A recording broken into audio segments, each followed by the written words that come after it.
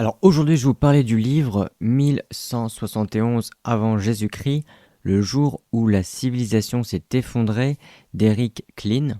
Donc le livre s'ouvre sur une exploration captivante des raisons amenant à l'effondrement des civilisations avancées de l'âge du bronze en Méditerranée orientale, donc autour de l'année 1177 avant Jésus-Christ. Il s'inscrit dans une approche interdisciplinaire mêlant histoire, archéologie et sciences sociales pour analyser un phénomène complexe et fascinant. Le but principal de l'auteur est de décortiquer cet effondrement soudain et d'en comprendre les causes sous-jacentes qui échappent encore largement au consensus académique. Klein commence par nous présenter le contexte de l'âge de bronze tardif, qui est une époque marquée par l'essor de grandes civilisations telles que les Mycéniens, les Minoens, les Hittites, les Égyptiens et les Babyloniens. Ces sociétés étaient remarquablement interconnectées grâce à un réseau dense de routes commerciales et d'alliances politiques et militaires. Elles échangeaient non seulement des biens, comme le cuivre et l'étain, qui étaient indispensables à la fabrication du bronze, mais également des idées et des technologies, formant ainsi une première forme de mondialisation. C'est cette même interdépendance qui, selon l'auteur, qui pourrait avoir contribué à leur fragilité. L'année 1177 avant Jésus-Christ est identifiée par Klein comme un point de basculement crucial. Les événements qui se déroulent à cette époque marquent la fin du monde stabilisé depuis des siècles. Parmi les nombreux facteurs proposés pour expliquer cette chute brutale, on trouve les invasions par les peuples de la mer, une série de groupes ethniques dont l'origine exacte reste indéterminée. Selon des récits égyptiens, ces envahisseurs ont ravagé plusieurs royaumes avant de tenter de s'installer en Égypte. En parallèle, des catastrophes naturelles telles que des séismes et des sévères sécheresses ont frappé la région, ce qui a exacerbé les tensions déjà présentes. L'importance de 1177 avant Jésus-Christ réside dans le fait que cet effondrement n'est pas simplement un moment de crise au sein d'une seule civilisation, mais plutôt un ensemble de bouleversements interconnectés qui ont redéfini le paysage de la Méditerranée et de l'Orient ancien. Klein interpelle le lecteur en soulignant les similitudes avec notre monde contemporain, suggérant que notre interdépendance économique et politique pourrait également nous rendre vulnérables à des effondrements similaires. Le bouquin pousse la réflexion sur la résilience des civilisations et sur la façon dont les changements environnementaux, les mouvements de population et les bouleversements économiques peuvent précipiter la chute de sociétés complexes. Klein réussit à combiner une narration vivante avec une analyse rigoureuse des données disponibles, créant ainsi une ressource précieuse pour comprendre non seulement le passé, mais aussi les défis que pourrait rencontrer notre société moderne. L'âge du bronze, couvrant environ de 3000 avant Jésus-Christ à 1200 avant Jésus-Christ, est une période riche en développement culturel, technologique et géopolitique, durant laquelle plusieurs grandes civilisations ont prospéré autour de la Méditerranée et du Proche-Orient. Ces civilisations, parmi lesquelles les Mycéniens, Minoens, Hittites, Assyriens, Babyloniens et Égyptiens, ont fondé des sociétés avancées et interconnectées, bénéficiant grandement des échanges commerciaux, de la diplomatie et des alliances militaires. Les Mycéniens en Grèce continentale sont connus pour leur architecture monumentale, comme les palais fortifiés, leur écriture linéaire B et leurs interactions culturelles et commerciales avec les Minoens de Crète, dont ils ont été successeurs après la chute de la civilisation minoenne. Les Minoens basés en Crète sont célèbres pour leurs avancées dans l'art et l'architecture, ainsi que pour avoir développé une économie complexe basée sur le commerce maritime reliant la Crète à l'Égypte et au Levant. L'empire hittite, basé en Anatolie, était l'une des grandes puissances militaires de l'époque, reconnue pour sa capacité à intégrer de nombreuses cultures différentes et pour son script cunéiforme distinct. Sa capitale, Hattusa, était le centre d'un vaste réseau diplomatique et commercial s'étendant vers le Levant et la Mésopotamie. Les Assyriens et Babyloniens dominant la région mésopotamienne offraient des structures administratives sophistiquées qui ont influencé des siècles de gouvernance.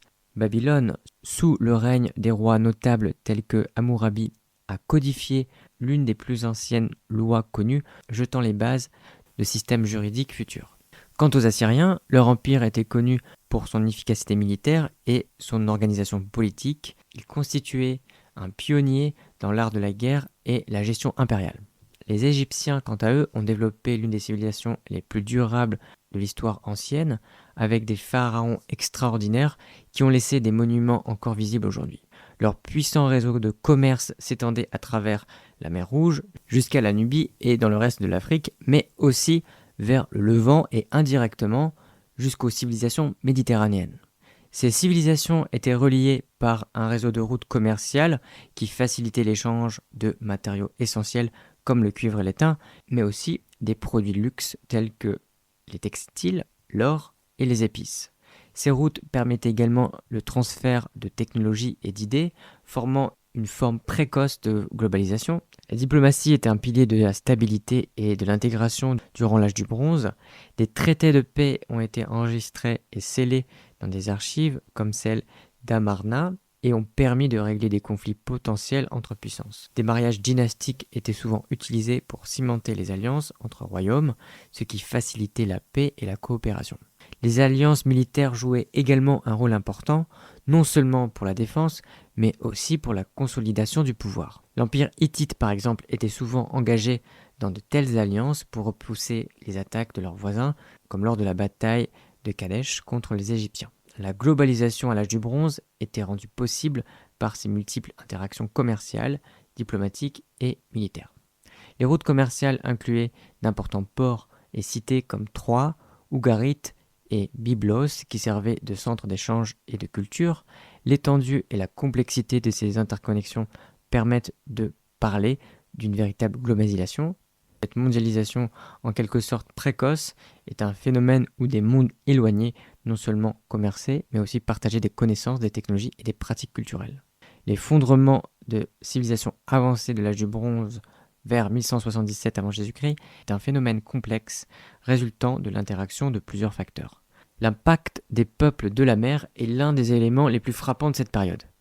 Ces groupes mystérieux, comprenant des entités comme les Philistins, les Chardanes et les Danaens, sont connus pour avoir mené une série de raids et d'attaques contre les grandes civilisations de l'époque, y compris l'Égypte, l'Empire hittite et les royaumes du Levant. Les archives égyptiennes, notamment, décrivent ces affrontements intenses et les conséquences destructrices, mais l'origine exacte et les motivations de ces peuples restent largement débattues.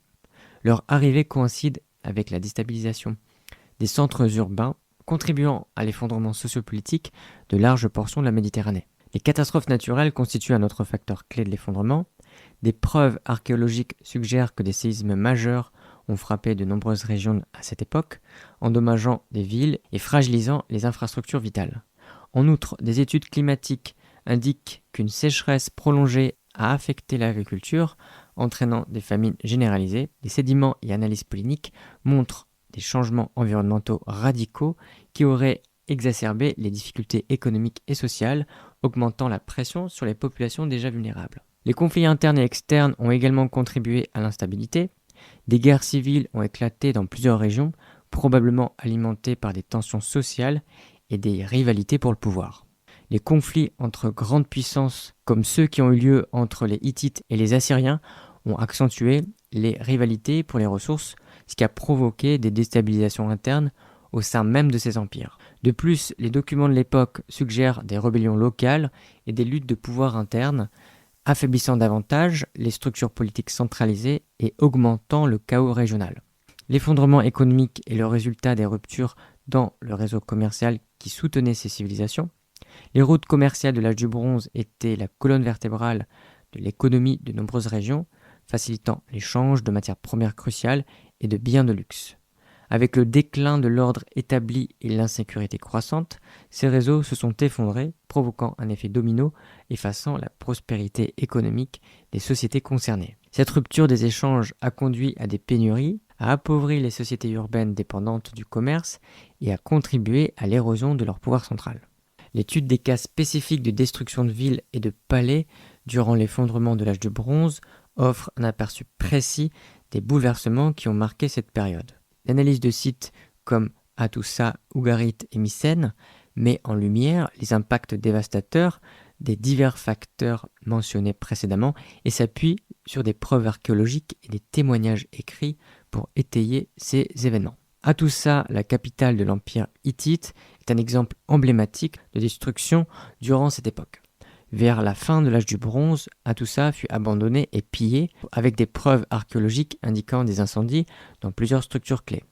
Les tablettes cunéiformes retrouvées sur place décrivent des défis internes et externes tels que la pression des peuples environnants, comme les Kashkas et les peuples de la mer. Les archives suggèrent que l'effondrement interne de l'organisation politique, combiné à des invasions, a rendu Hattusa vulnérable. Ugarit, un important port du Levant, a connu une fin tout aussi dramatique.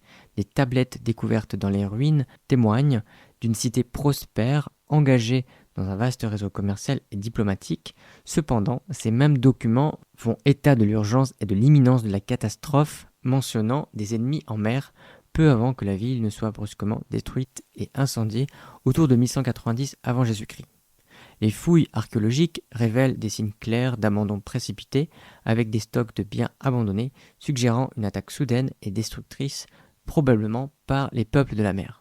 Mycène, centre de la civilisation mycénienne en Grèce, a été soumise à plusieurs destructions dans son histoire, avec les plus notables survenant vers 1200 avant Jésus-Christ et peu après. Les sites archéologiques affichent des couches de cendres et des restes de bâtiments effondrés, synonymes de violents tremblements de terre et d'incendies. Bien que la cause exacte de la destruction soit débattue, le consensus parmi les chercheurs est qu'une combinaison de conflits internes, de désastres naturels et de pressions externes a conduit à son déclin. Les preuves archéologiques pour ces destructions incluent non seulement des ruines spectaculaires, mais aussi des artefacts qui racontent une histoire de désastre soudain. Les récits provenant des archives hittites, égyptiennes et ougaritiques fournissent un contexte supplémentaire décrivant des ambiances de crise et d'anxiété croissante. Par exemple, les lettres d'Amarna et les tablettes de Tel el Amarna, ainsi que d'autres écrits similaires, témoignent de la correspondance entre les dirigeants de l'époque cherchant désespérément à comprendre et à gérer les crises qui se profilaient. La théorie de l'effondrement systémique suggère que c'est la complexité même des civilisations de l'âge du bronze qui a mené à leur vulnérabilité. Ces sociétés étaient intensément interconnectées à travers des réseaux complexes de commerce, de diplomatie et d'alliances militaires. La théorie postule que toute perturbation majeure, qu'elle soit économique, politique ou sociale, pouvait déclencher un effet domino aisément propagé à travers ces réseaux. Cela signifie que l'échec de l'une de ces civilisations pouvait avoir un impact significatif sur les autres, provoquant ainsi une cascade de dysfonctionnements systémiques. Cette hypothèse souligne que le degré élevé d'interdépendance entre ces sociétés, bien qu'avantageux pour prospérer lors des périodes de stabilité, les rendait exceptionnellement vulnérables face aux crises. Les facteurs environnementaux jouent également un rôle important dans les discussions sur l'effondrement. Les études climatiques récentes ont révélé des preuves de changements environnementaux significatifs à cette époque, telles que des périodes prolongées de sécheresse. Ces changements ont probablement entraîné des famines et des pénuries de ressources, plaçant une pression extrême sur les structures sociopolitiques et économiques existantes. Les analyses polyniques et isotopiques des sédiments archéologiques indiquent des modifications des cycles climatiques qui pourraient avoir sérieusement affecté l'agriculture et la capacité à maintenir des populations urbaines denses. Ces conditions environnementales défavorables auraient ainsi pu amplifier les tensions sociales et politiques, catalysant les ruptures déjà en cours. Les théories de l'effondrement systémique et environnemental ne sont pas sans leurs critiques et suscitent un débat considérable parmi les chercheurs. Certains historiens et archéologues soutiennent que se focaliser sur la complexité systémique et les seuls bouleversements climatiques néglige le rôle crucial des acteurs humains et des dynamiques politiques internes. Par exemple, des critiques soulignent que les données archéologiques ne concordent pas toujours de manière linéaire avec une chute causée par la complexité ou le climat seul. Des chercheurs comme Robert Jewes ont avancé d'autres théories centrant l'explication sur les innovations militaires et les changements tactiques qui ont pu déstabiliser les sociétés de l'époque. D'autres soulignent que les sociétés anciennes ont prouvé leur capacité de résilience face aux changements climatiques antérieurs, plaidant pour une approche plus multidimensionnelle qui intègre des facteurs additionnels tels que les migrations massives ou des perturbations économiques internes graves comme principale cause de l'effondrement. L'une des conséquences les plus visibles de cet effondrement fut la disparition de l'écriture dans plusieurs régions. Par exemple, après la chute des palais mycéniens, le système d'écriture en linéaire B utilisé pour administrer les affaires complexes de la civilisation a été abandonné. Cela a entraîné une perte de documentation écrite et par conséquent une diminution de la complexité administrative et culturelle des sociétés. De même, la production artistique, autrefois florissante et souvent soutenue par des commanditaires royaux ou urbains, a vu son volume et sa qualité diminuer, reflétant l'effondrement des centres de pouvoir et de mécénat. Avec la destruction des villes et des structures étatiques complexes, de nombreuses populations sont retournées à des modes de vie davantage enracinés dans l'agriculture et à des structures sociales plus simples. Les grands centres urbains ont chuté et les survivants ont souvent formé des communautés rurales centrées sur une économie de subsistance. Ces changements ont marqué une transition vers des sociétés moins marquées par de vastes hiérarchies et bureaucraties. L'effondrement des formes traditionnelles de gouvernance a également conduit à l'émergence de nouvelles structures politiques et sociales. Les grandes monarchies centralisées ont été remplacées par de plus petites entités politiques, souvent gouvernées par des chefs locaux ou des assemblées de chefs de clans. Par exemple, durant l'âge de fer qui suit, la Grèce a vu une transformation progressive vers des structures politiques plus diversifiées, comprenant des cités-États indépendantes comme Athènes et Sparte. Dans le Levant et l'Anatolie, de nombreuses nouvelles entités émergent comme le royaume néo-hittite et les cités-États phéniciennes qui s'appuient sur le commerce maritime et se dotent de nouvelles gouvernances adaptées à ces nouvelles dynamiques économiques et politiques. Ces transformations ont eu des implications à long terme sur le développement des sociétés modernes. Le passage à des structures plus décentralisées a permis une plus grande diversification des modèles de gouvernance, ce qui a facilité l'expérimentation sociale et politique, qui a préparé le terrain aux innovations des âges classiques et médiévaux.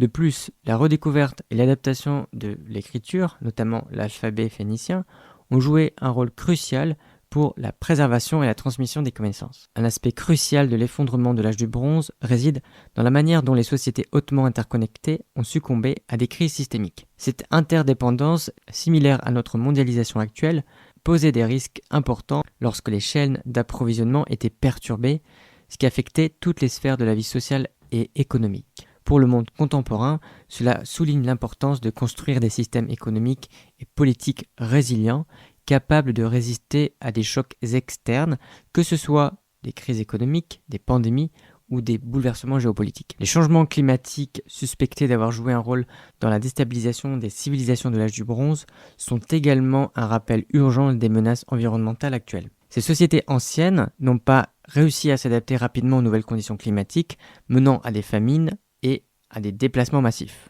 Aujourd'hui, l'accélération du changement climatique exige des réponses adaptatives ambitieuses pour minimiser l'impact sur notre agriculture, nos infrastructures et nos populations.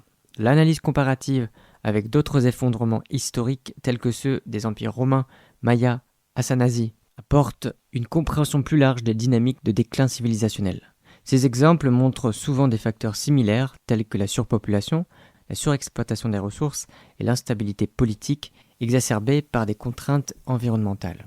Par exemple, la chute de l'Empire romain, à l'époque antique, partage plusieurs similitudes avec l'effondrement de l'âge du bronze, notamment une complexité administrative croissante, des pressions économiques et l'impact des invasions barbares qui peut être comparé aux peuples de la mer. Les leçons tirées des effondrements mayas, notamment leur vulnérabilité écologique et leur dépendance excessive aux systèmes agricoles fragiles, résonnent fortement avec les défis agricoles contemporains liés au changement climatique. Cela suggère la nécessité de diversifier les ressources alimentaires